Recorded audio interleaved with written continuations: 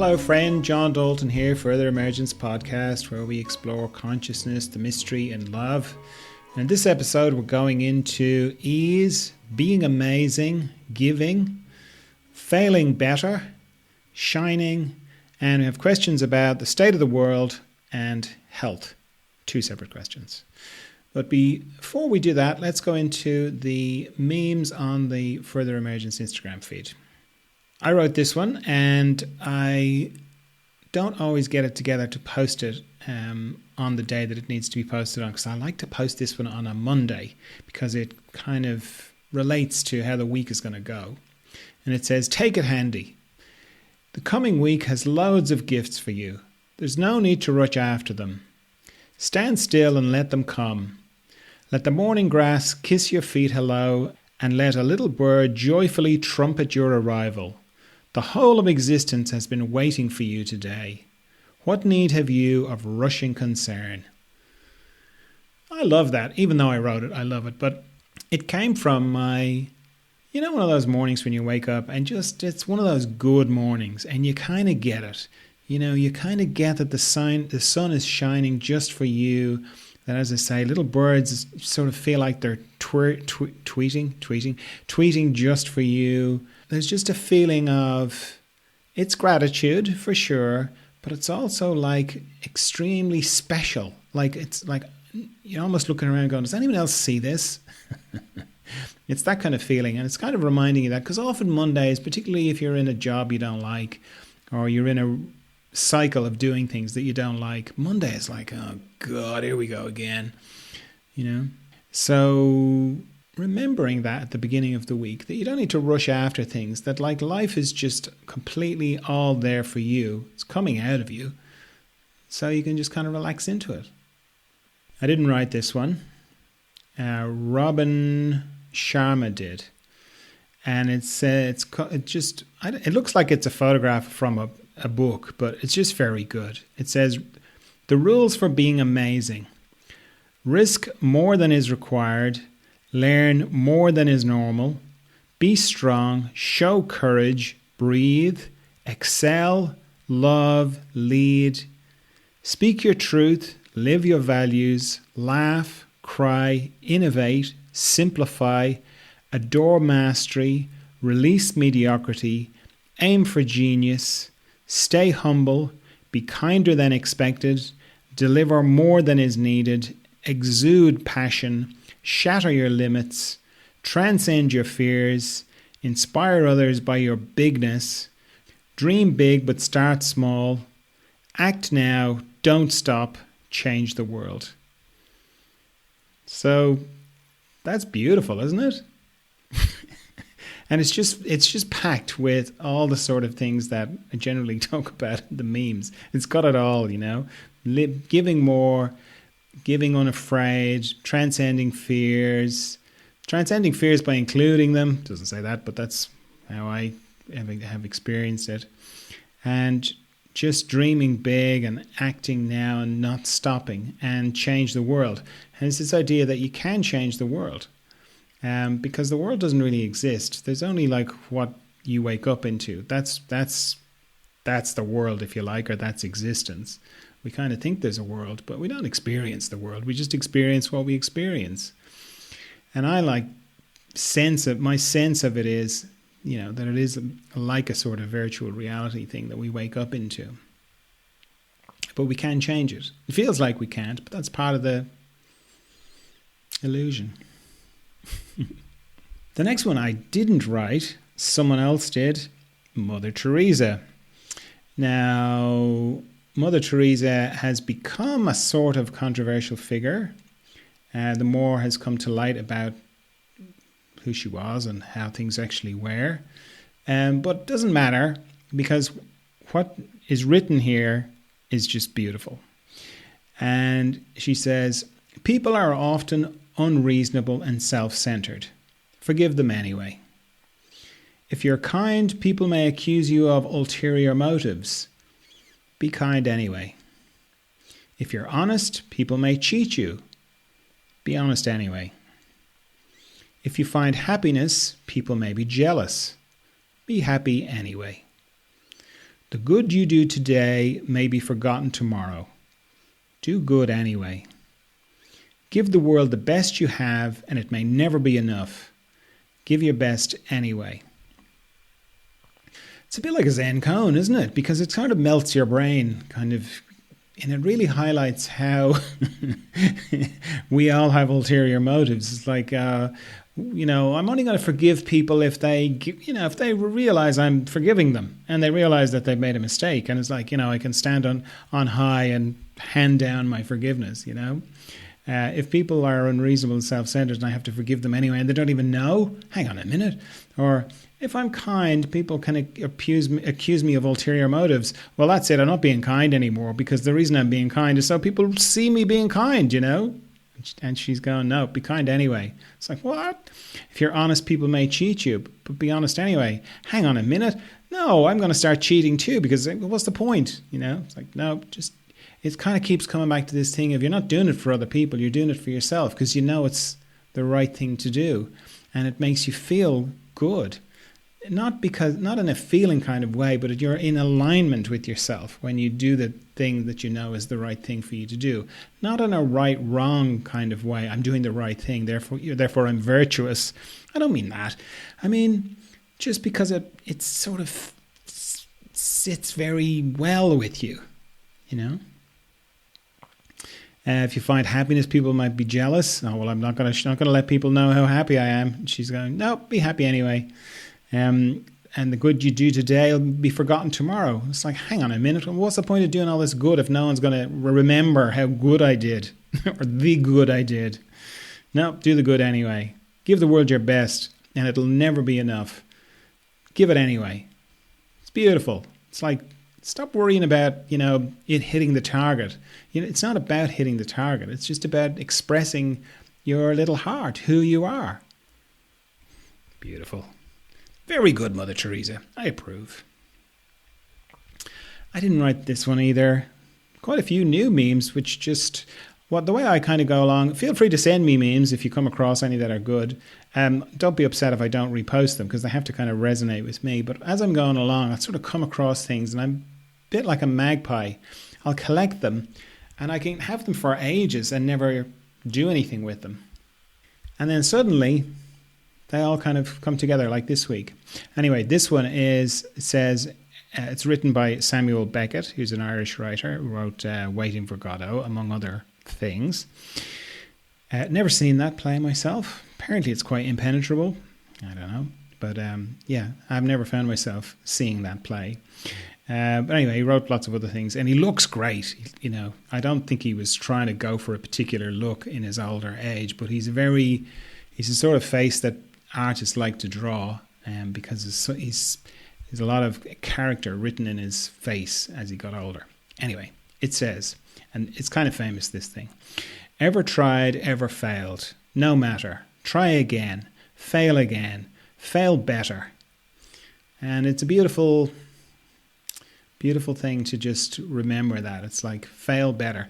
It's also good to remember that failing hurts. It's very hard to fail, even though it's kind of trendy at the moment to kind of go, oh, fail quickly, all that kind of thing. It still hurts, It's like the person who kind of gets up and says, oh, I had 23 failed businesses before I became a multi-gazillionaire. It's like 23. I mean, that's just heartbreaking, One failure is heartbreaking, but 23, oh my God, And the message is like, yeah, go out and have some failure, But it's true. This thing is true. It's like instead of being very focused on success, is if the thing doesn't work, just forget about it. Move on. Learn. Fail better. Fail the next time.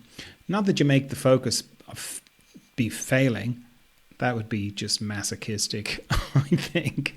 But understand that failure is part of the process. Trying things, does it work? No, it doesn't work. Okay, I'll try the next thing, Fail better. Very good, Samuel. I didn't write this one, don't know who did, but it's very good. It says, if you're not giving the world the best you have, what world are you saving it for? Oh, that's very good, isn't it? It's sort of, I don't know, it just immediately puts you to it. It's like, if you're not giving your best, what are you waiting for? What world are you waiting for? You know?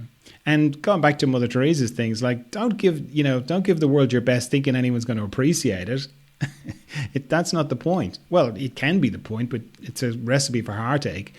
But if you give the world your best so that you can see yourself giving your best, so that you can look in the mirror and go, well, I gave it my best. I mean, this isn't a life hack. This isn't the life hack section because I didn't think of one, but it's just popped into my head now. So here's the life hack, or my life hack.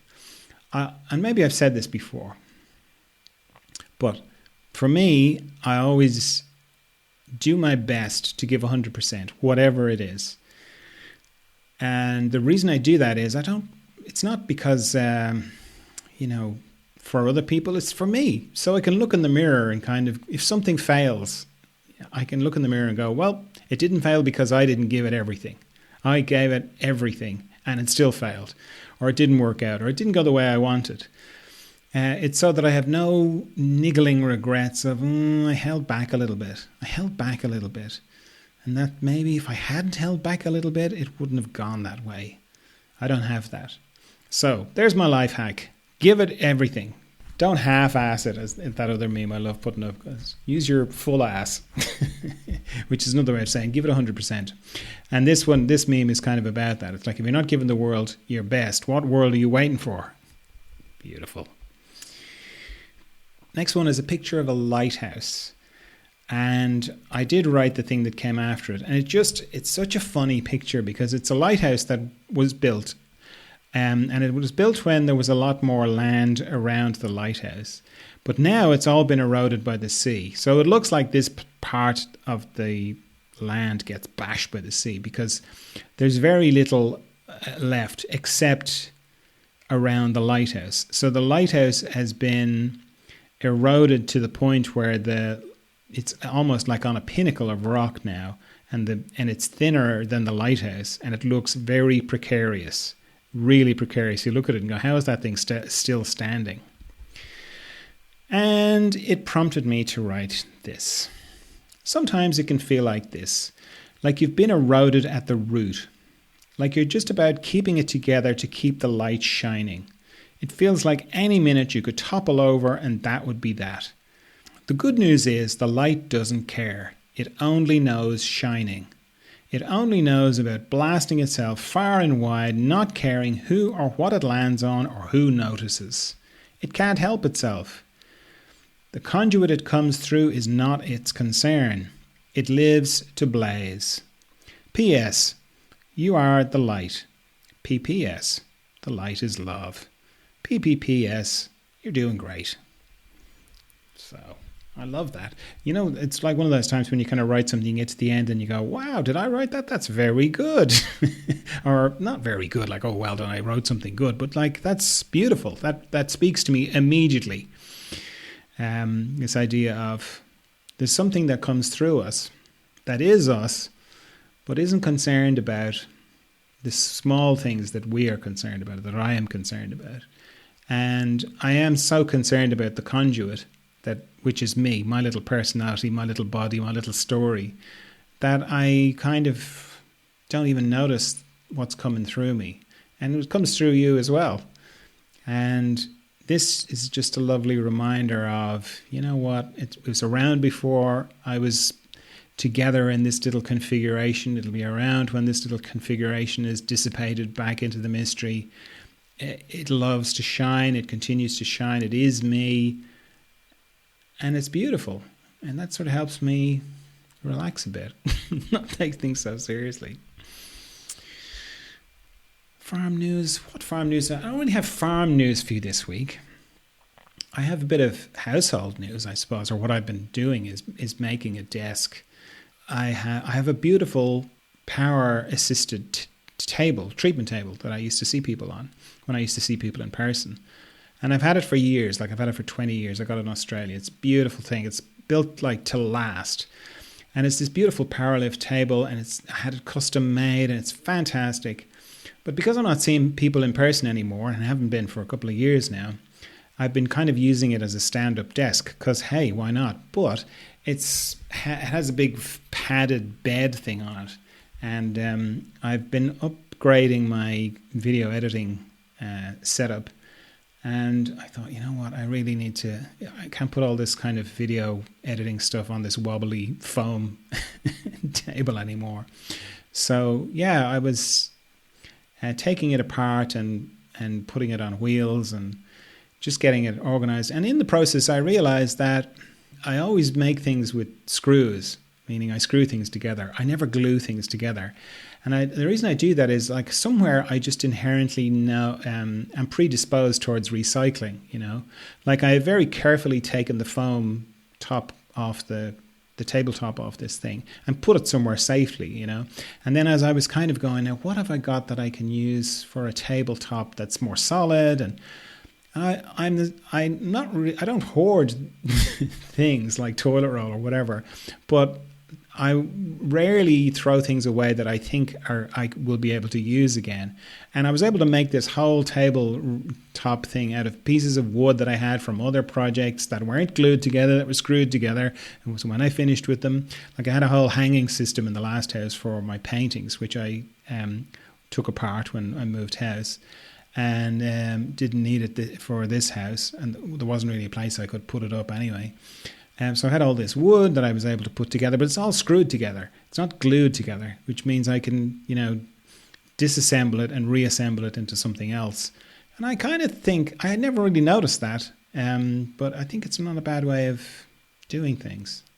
So that's what I've been doing that's what's been going on the farm. Putting things on wheels, making it a nice standing desk that goes up and down, whatever way I want it, and getting my video editing sorted. Now, in response to the question I post on Instagram, what's the biggest challenge you're facing in your spiritual life? Somebody posted one word, health. So I asked them if they could elaborate on it. And they sent me a very nice long elaboration, which I'm not going to read. But in essence, they experienced burnout from working. And now they're kind of recognizing that they experienced burnout and how it affected their health, and realizing that the burnout was a way of their body getting their attention about something. I'm paraphrasing. And they're wondering how to live with that, you know, that this is just the new way now. My body gets my attention about things. And it's understandable. It's understandable the way we're kind of conditioned to think like that our body is like a car that we bring to the mechanic, who is the doctor, and we go, fix me, doc. And like we would bring our car, like it's, you know, I would never bring my car to a mechanic and sort of stand there going, what's my car trying to get my attention about? You know, I don't think of it like that, but I do with my body.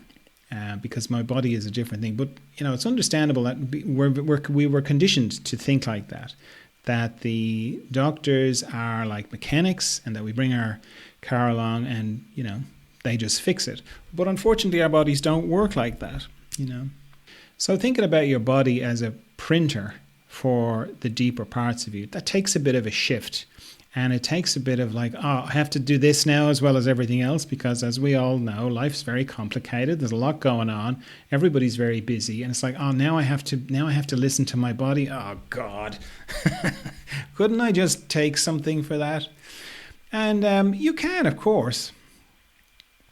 And there's like I've said before, you know, there's consequences for everything. So you can not listen to your body and you'll pay those prices, or you'll pay that price, or you'll have that consequence. And you can listen to your body and you'll have that consequence. There's consequences one way or the other. It's just a matter of which one you want. This is very easy for me because I've been working in this area for a long time. I wrote a book about it. You know, why do we get sick? Why do we get better? I go into all this kind of thing in great depth in that book. I wrote it for the people I was working with, you know, because it's full of all the kind of ideas that we talk about as they were getting better. So, yeah, it is a chore. It's just a different way of thinking. It's a different way of thinking where when you feel an ache or a pain, your immediate reaction is not to go to somebody else to fix it, but to look inside and go, what is this pain, ache, whatever? What am I getting my attention about?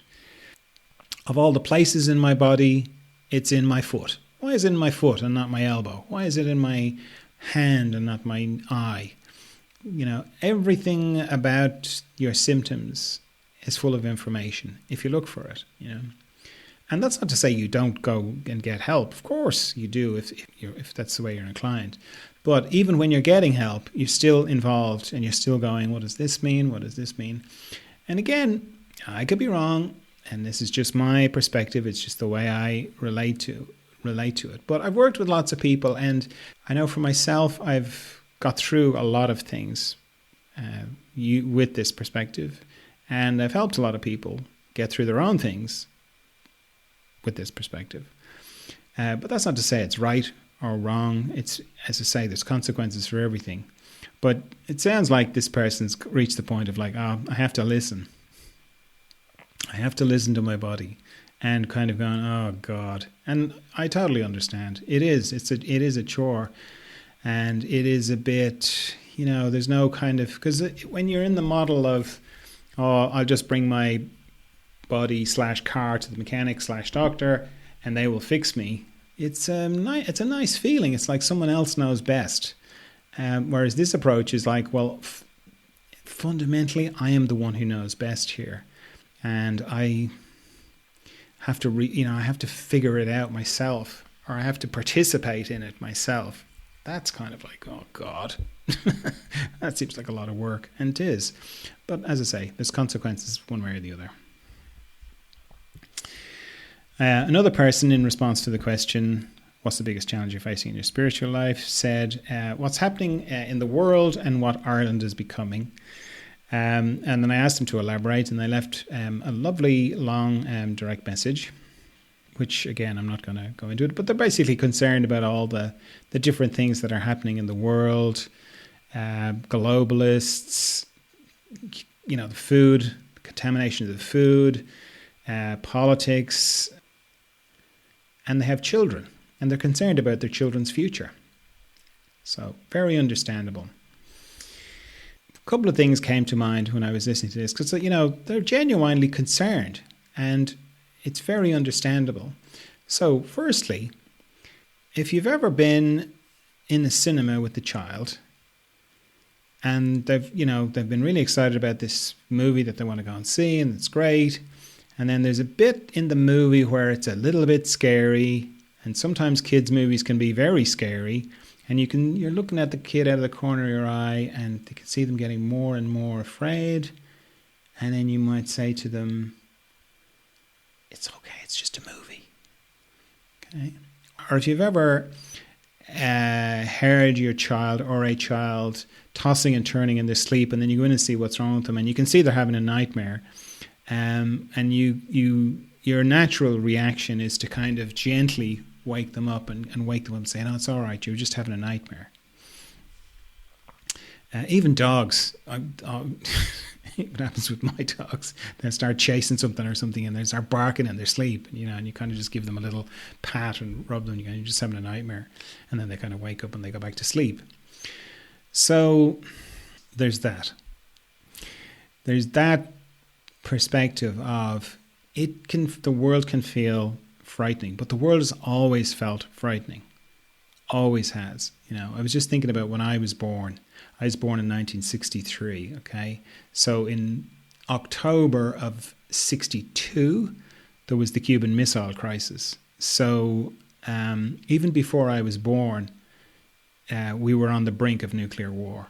And I don't think we've ever got as close to it, because nuclear weapons were very new then, and the sort of mutually assured destruction thing people hadn't really thought about it too much, and they were still kind of coming from the paradigm of World War II, and we came very close. So my parents, who had already had 4 children at that stage, would have been hearing about this, okay, and they were really staring down the barrel much more than we are now. So then I get born in September, and I think in October, JFK, who had come to visit Ireland and was such a kind of warmly embraced, and he was like just the kind of, he had a golden kind of aura about him for Irish people, and I think lots of people. He gets assassinated 2 months after I was born. And that was that's what, like American Pie, that song, Don McLean song, that's what it's about, like when the American dream died kind of thing, not saying it did or not, but there was that kind of feeling of like a deep wound into the heart of America. And because he was so charismatic in many ways, the world. So those were those two things. So from my parents' point of view, they would have been like, oh my God, someone has shot the president of America, even though we're in Ireland.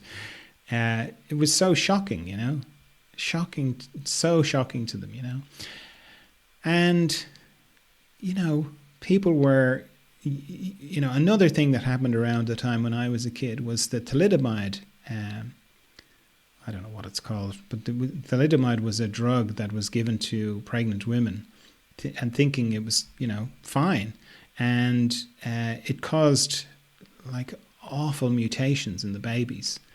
And, the amount of anguish and suffering that, mothers and families went through because of that. Unreal. It was a mistake as far as I'm aware.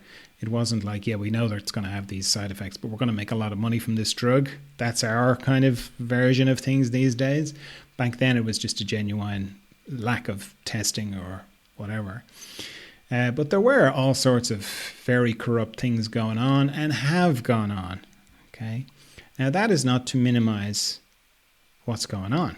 Of course it's not. But it's to put it in context of fear is a thing. It's always there.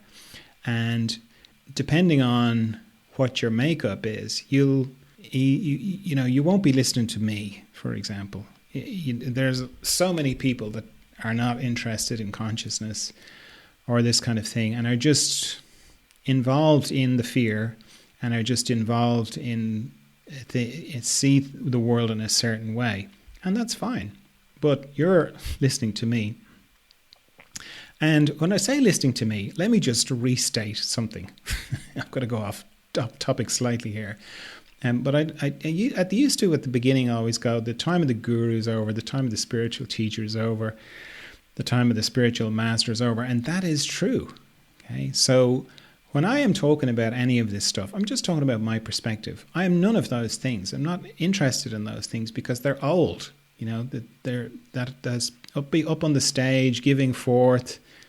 That's old. It's so old. It's so 10 years ago. It's so 15 years ago. All that stuff ended 10, 15 years ago, as far as I can see. And we're in a different place, and we're in a different consciousness, and it's all of us together now. So, I'm just making this as a spiritual friend. That's all I am. I'm only just sort of saying this is the way it looks to me. I could be completely wrong, okay? Now, it doesn't look like that to me, but, that's not you. You have to, it's kind of like the previous person about now I have to listen to my body. It's like, now I have to be my own guru. Oh, God. Meaning I have to look inside and work through my own unconsciousness and find my way. We all have to do that now.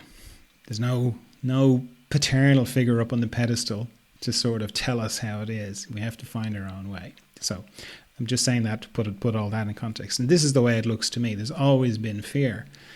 But for me, it's very much like the child in the nightmare, the child in the cinema. A deeper part of me leans over to me and goes, you're getting a bit upset there. It's not real. Okay. It is real. What's happening is real. Of course it's real in the illusion, but the illusion itself is not real. There's a deeper reality. And come back to that. And you could go, well, that's just sticking your head in the sand. Like, what about all these terrible things? And it's like, yeah, but you have to come back to, or I have to come back to, well, what can I do? What can I do about the globalist agenda?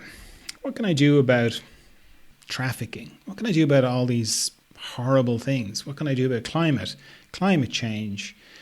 What can I do about the fossil fuel agenda and the green this. And now, of course, we have so much information that you don't know what to believe. And I was only saying this to somebody during the week, that like when, since the internet, so you could say in the last 20 years, the way we get information has changed. Okay, there's nothing new with that, but the subtlety of that is easy to miss, because 20 years ago you had newspapers and the news on TV. So there was a sort of a singular kind of story or narrative, as people like to say now. Now, it's not like that. Now you can go down rabbit holes, as people like to say, but that's not really helpful, a way of thinking about it. What I think is helpful is, the internet is full of echo chambers. So let's say you are of a particular, you're concerned about something. You will start to and the algorithm gives you what you want. So for example, if you're on YouTube, it doesn't matter whether it's YouTube, Rumble or whatever, there's an algorithm behind there that gives you more of what you like. So let's say you are very concerned about, or you're into the portals at the moment. The Lionsgate portal is big on the internet.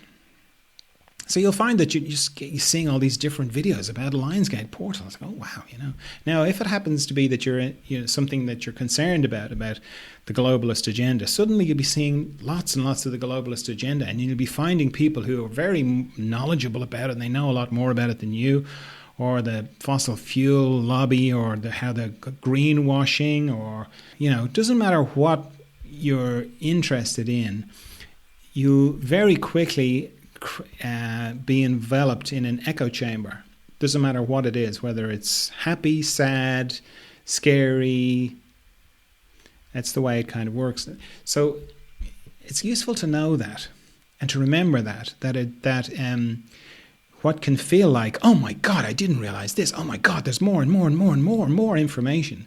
That's the echo chamber building up around you. Okay, and that's not to say any of it is not true, but it's to kind of go, okay, now I need to actively go and see what other people are saying, maybe even the opposite, just so that I can get all the information, a spectrum of information, and not just be getting, confirmation of what I already believe, that I want to hear. Now, I might go and listen to somebody who has the complete opposite opinion and go, yeah, no, still not buying it. But it helps to balance things inside.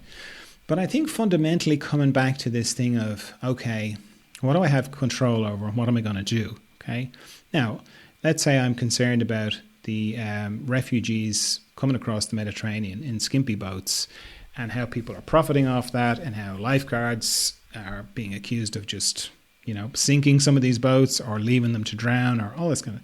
Now, if I'm kind of hearing about that and going, oh, I'm so upset about that, it really hurts my heart. It's like, okay, well, that's good to feel the feelings, but where's the action? What am I going to do about it? It's like, well, I'm going to be very upset about it. And it's like, well, no. What are we going to actually do about it? What can we actually do about it?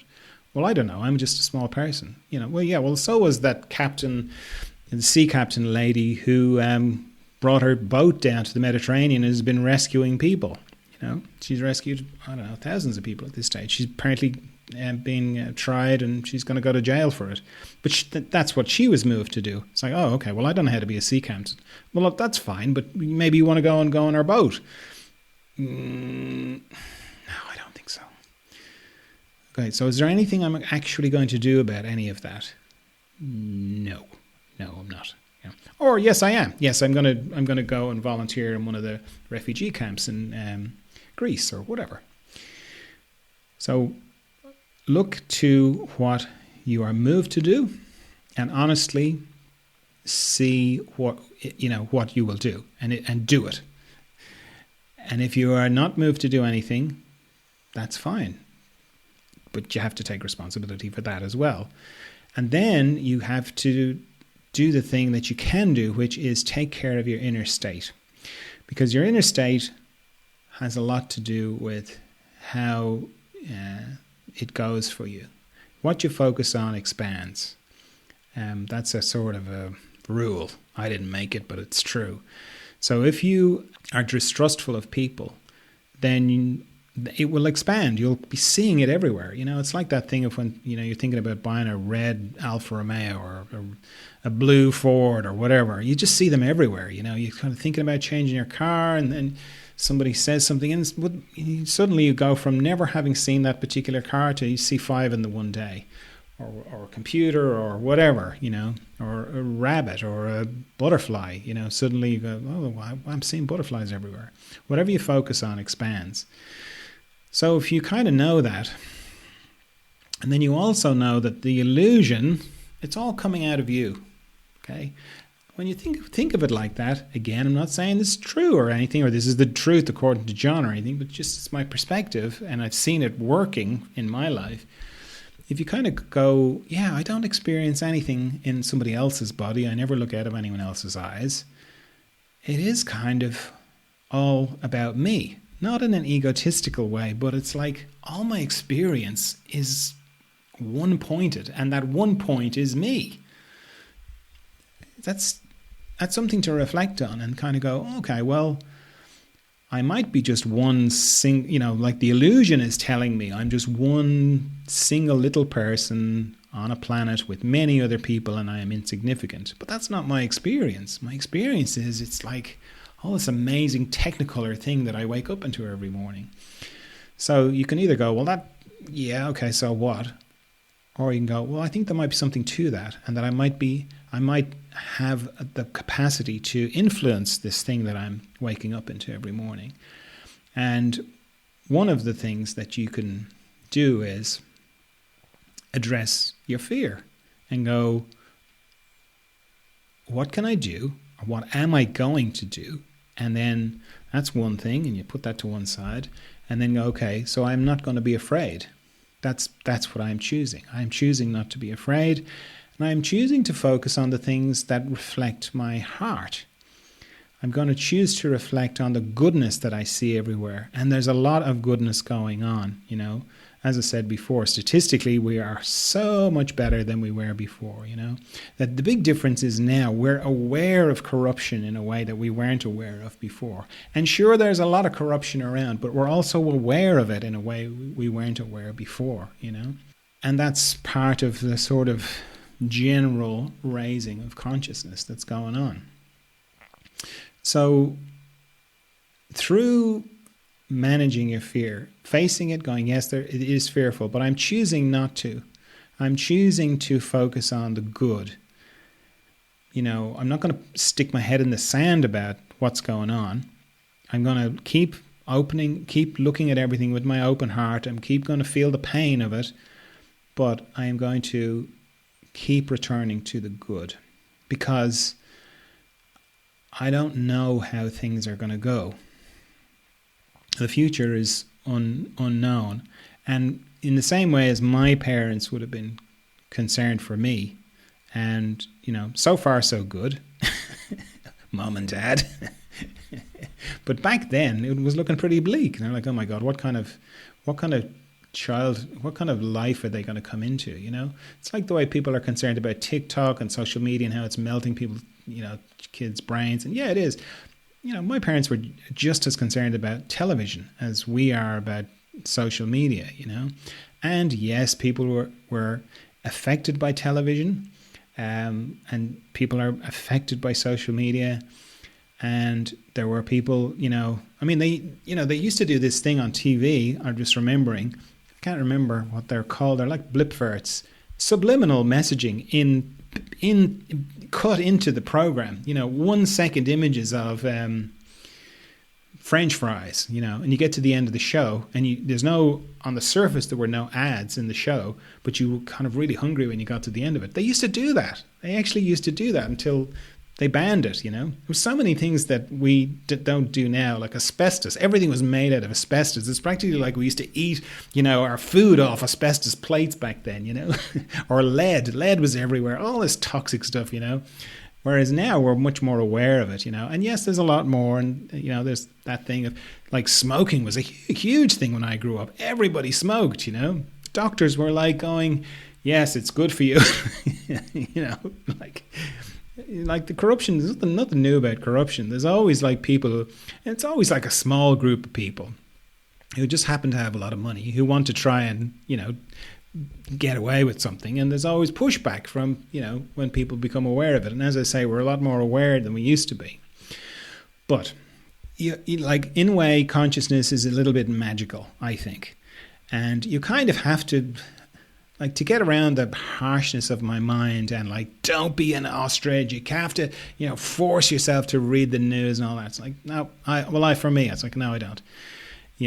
I have found that I end up knowing about everything anyway, and I'm not distressed unnecessarily.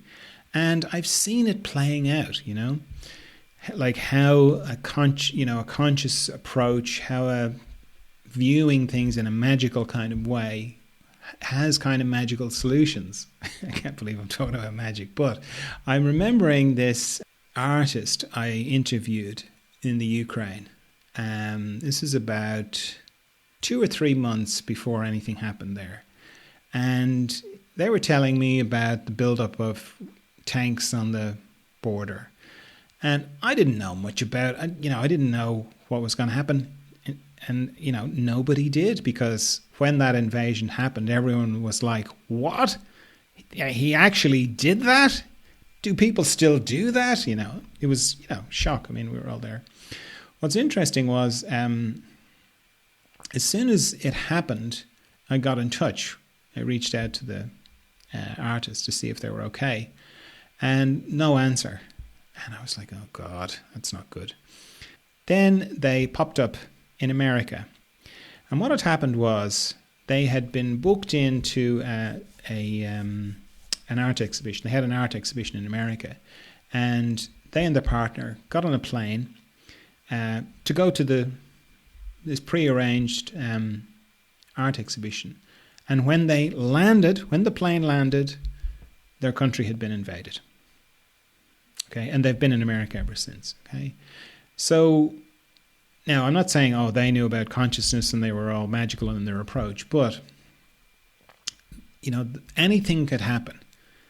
So for some people, they were, had a harrowing, grueling, terrible journey out of their home, their country, and they had to go and find, whatever.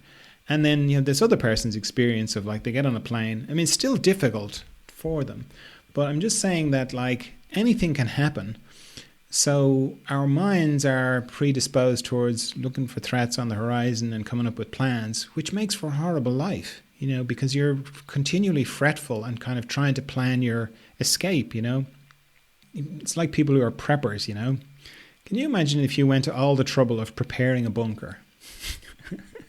And I'm not laughing at them. I'm just like to myself, if I went to all the trouble of preparing a bunker, learning skills, figuring it all out, what I'd do when the apocalypse came. And then when the apocalypse didn't come, or we came close, and then we, good sense prevailed, I'd be disappointed. Very hard not to be, wouldn't it? Be like, I built the bunker. God, couldn't we have a little apocalypse? Couldn't we have just, a little bit? Couldn't I be right? Couldn't I, I could, God, they sorted it out peacefully. Oh. But we all have a little bunker in our head in a way, or we want to make one, and we want to be right. I do anyway. And, there's a famous, I think it's Zen expression of, if you sit quietly by the river for long enough, you'll see the body of your enemy float by. And it's a very good phrase for, because basically it's saying, trust in life and all wrongs will be righted. Which sounds beautiful, doesn't it? Because, you want to get into a fight with people. If somebody wrongs you, you want to fight back. And it's kind of like, no, trust in life, everything balances. And then it's that feeling of like, okay, so I'm going to meditate here. I'm just going to sit here and meditate. I'm going to wait. I'm going to wait for that bastard to float by. But my experience, and I've had many enemies or, people who've attacked me or whatever, or have done me wrong. float by, and it's never enjoyable. It's always awful, because what we're talking about is unconsciousness. It's all the same. So even if someone behaves terribly, their inner being is suffering incredibly because of it. And when the books are balanced, there's no triumph in that. Like Hollywood unfortunately has this idea of like when the baddie gets it, it's yay. It never is. Not really, not in real life. When the baddie gets it in real life, it's sad for us all. So be of good cheer. That's why I say that at the end. Be of good cheer. Not like, oh, cheer up, It means like consciously, I'm going to choose to be of good cheer. I'm going to choose to see the sunshine, to see the grass, see my beautiful kids, if you have kids. See them growing, there's so many fantastic young people doing amazing things. It always amazes me when I talk to someone in their 20s and they're so together and they're so conscious and they're so interested in the sort of things I was totally not interested in and unconscious of. I feel like in comparison, when I was their age, I was running around with a bucket on my head running into walls. So these young people are the ones who are going to move things forward, and there's a lot of them. And the story's not over yet. And so that's why I would encourage you to be consciously be of good cheer. And what you can manage is your fear, and not to give into it, and to understand that you were predisposed towards it, but that doesn't mean we have to let it ruin our day, our life. Okay, so I trust you're well. I trust you're of good cheer, and I'll talk to you again soon. Bye.